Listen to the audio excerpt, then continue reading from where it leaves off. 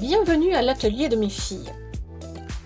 Les 5 ingrédients indispensables, naturels pour notre trousse de beauté. Écoute bien, il y aura une surprise à la fin. Dans mes précédents podcasts, je vous disais que j'avais le projet de créer l'atelier de mes filles. Je m'appelle Nicole et depuis la période Covid, j'ai décidé de me reconvertir dans l'aromathérapie. Et je suis devenue aromathérapeute depuis mars 2023. En effet, tout ce qui est en lien avec les plantes et la nature me passionne depuis toute jeune et j'ai toujours privilégié les remèdes naturels. Avec l'atelier de mes filles, je vais me consacrer à aider les femmes grâce à l'aromathérapie et aux cosmétiques naturels. Je vais te partager les 5 ingrédients qui te seront utiles pour tes soins cosmétiques et ta pharmacie naturelle. Un autre ingrédient indispensable est le beurre de karité et ou l'huile végétale. Le beurre de karité est une matière grasse extraite des noix de l'arbre de karité qui vient d'Afrique de l'Ouest.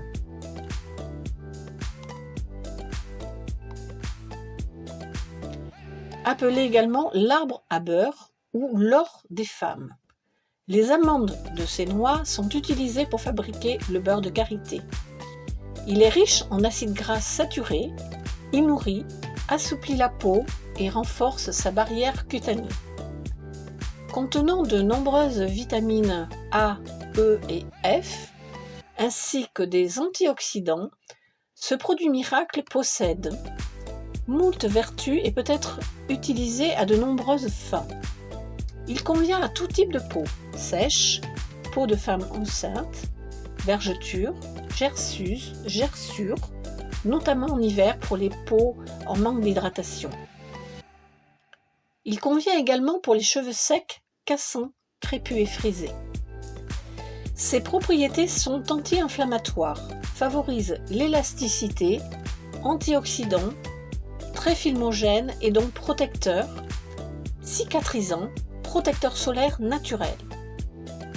Comment le choisir ? Tout comme l'aloe vera, le plus pur possible.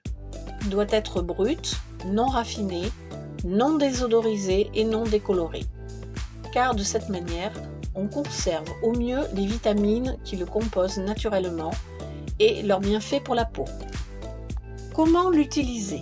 Il peut être travaillé à froid, comme à chaud, ou même l'utiliser pur sur la peau et les cheveux. Sur la peau l'hiver, en toute petite quantité, et pour aider celle-ci à affronter le froid, la protéger et la nourrir en profondeur. Pur également sur les lèvres, en guise de baume à lèvres. On évite les composants douteux des sticks à lèvres conventionnels. Pur en cataplasme sur les fesses de bébé abîmées pour les réparer et créer un film protecteur. L'aloe vera mélangée à une huile végétale peut également soigner l'érythème fessier des bébés.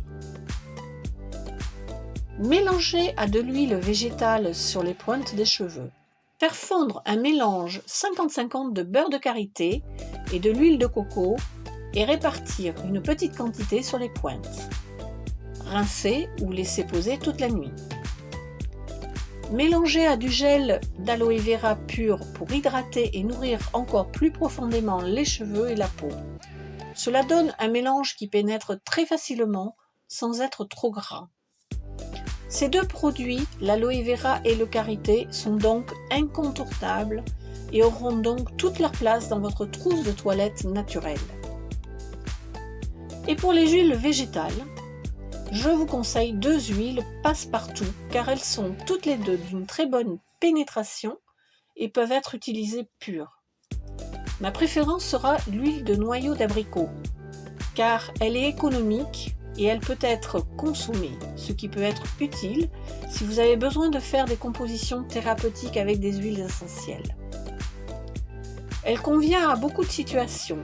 Elle est antioxydante, apaisante, émolliente, hydratante, nourrissante, raffermissante, régénérante, pénétrante, photoprotectrice. Riche en caroténoïdes, en vitamine A et en oméga 6 et 9, l'huile de noyau d'abricot est l'élixir bonne mine par excellence. En effet, elle détient des vertus illuminatrices qui apportent un véritable coup d'éclat à la peau. Ainsi, les teints ternes sont ravivés, les épidermes fatigués sont tonifiés et la peau est assouplie. En réel allié, ces vertus s'accumulent. Son action nourrissante permet de protéger la peau de la déshydratation en renforçant le film hydrolipidique de la peau. Enfin, et non des moindres, sa concentration en vitamine E et ses propriétés antioxydantes certaines protègent et agissent contre le vieillissement cutané. La peau est alors régénérée, revitalisée.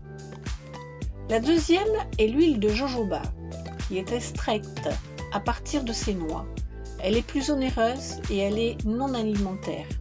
Elle convient à tous les types de peau. Appelée à défaut huile, la substance issue du jojoba est en réalité une cire que l'on extrait de ses graines. L'arbuste pousse dans les déserts d'Arizona et du Mexique.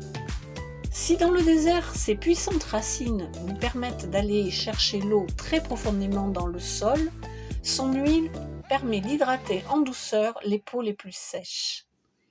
Elle est assouplissante, hydratante, non occlusive, protectrice de la peau, régulatrice du pH de la peau, séborégulatrice et de très bonne conservation.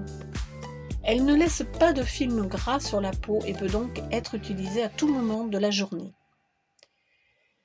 Une huile bonne pour tous les types de cheveux. De l'huile sur les cheveux gras. Et bien entendu, la composition de l'huile de jojoba permet de rééquilibrer les cheveux gras.